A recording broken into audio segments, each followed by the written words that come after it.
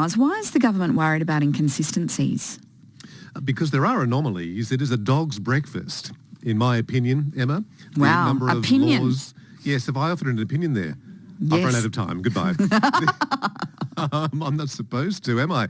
I don't have any opinions, but if I did, I would say it's a dog's breakfast, Emma, the trading hours around the state.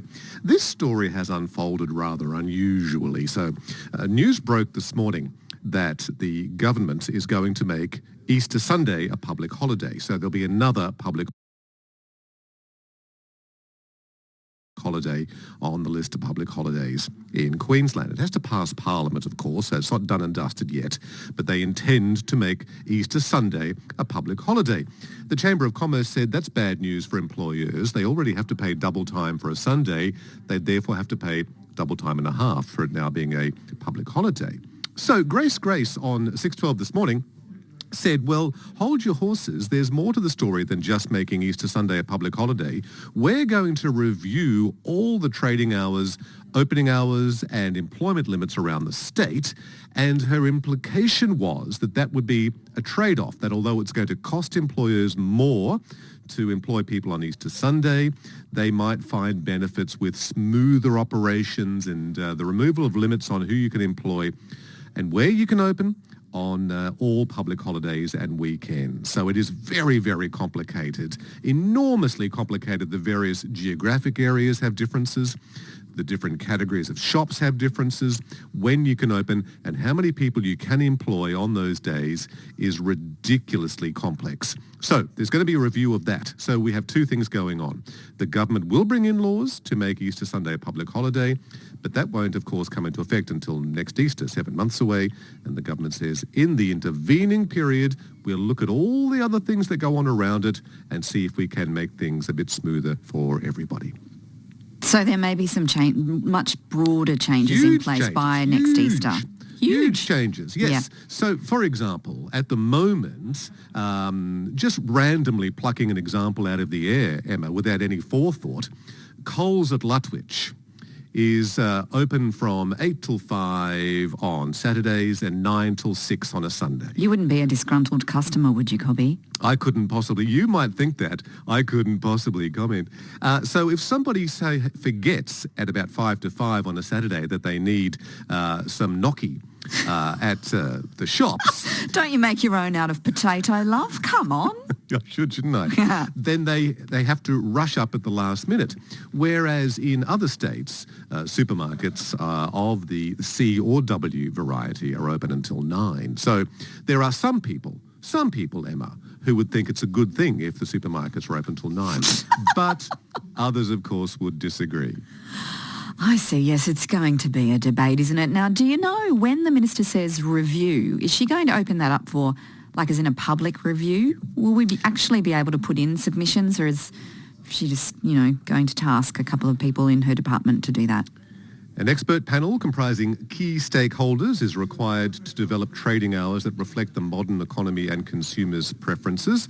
Stakeholder groups to be invited to join the reference panel, to be chaired by John McKell, former Speaker, include the National Retail Association, the Chamber of Commerce, the Master Grocers Association, the Queensland Tourism Industry Council, the Shop Union, United Voice, Queensland Council of Unions. So they have quite a bit of time up their sleeve to consult and review all these very, very complicated rules. The Chamber of Commerce says it's a furphy. The Chamber of Commerce says it's good to review trading hours, Emma. They believe that trading hours should be reviewed, that they are a dog's breakfast. But they're so upset about the Easter Sunday public holiday, they believe that should be treated as a separate thing. And in a sense, it will be.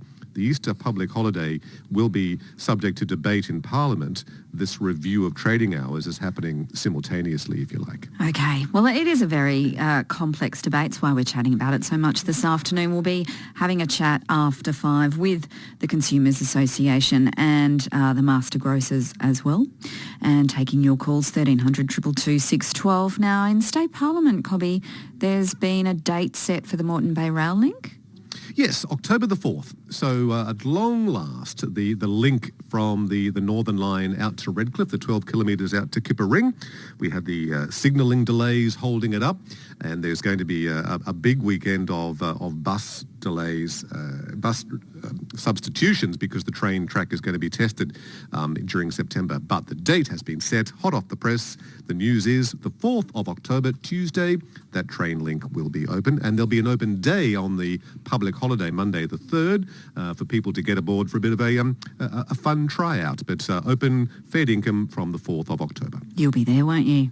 All aboard. I reckon if there's any more delays, Stirling Hinchliffe might bust a capillary or something.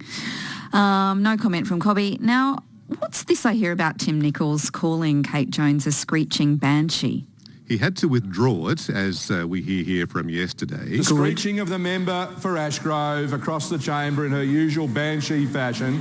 Those comments are unparliamentary. I ask you to withdraw. I withdraw. We had the protestations of the member for Ashgrove in her usual high-pitched fashion. But humour has not disappeared from Queensland politics altogether. Emma, just have a listen to this fantastic response this afternoon from the above-mentioned Minister Kate Jones when she was called upon by the Speaker. I now call the Minister for Education, Tourism and Major Events. Thank you, Mr Speaker. Queensland tourism growth continues to surge. That was a goodie, wasn't it? Yeah. Yep, that was good. I got a laugh out of that. Now, what Peter Wellington's on about a cushion? He is struggling to spot the guilty party sometimes when people interject. He likes to name the interjectors and warn them. But sometimes they hide, Emma. Sometimes they hide behind people in front. There's only one chamber. Where do they hide? They duck down behind the person in front of them and do little interjections out of the side of their mouth. Peter Wellington has had enough of that. Can I urge the member for Albert, when we finish question time, to please see parliamentary staff about a cushion? Because if I'm on a serious... And in relation to the matter is because regularly when people interject, I can see them and I know who I'm talking about. Member for Albert, often I'm looking at you, you're looking at me, and I'm not sure if it's coming from you or some of your associates. So I'll urge you to get a cushion. But I think he was joking. Cracks me up. That made me laugh. Oh, Cobby, thank you. Au revoir. Au revoir. Chris O'Brien, our state political reporter, not in France. He's over at State Parliament. It is 16 to 5.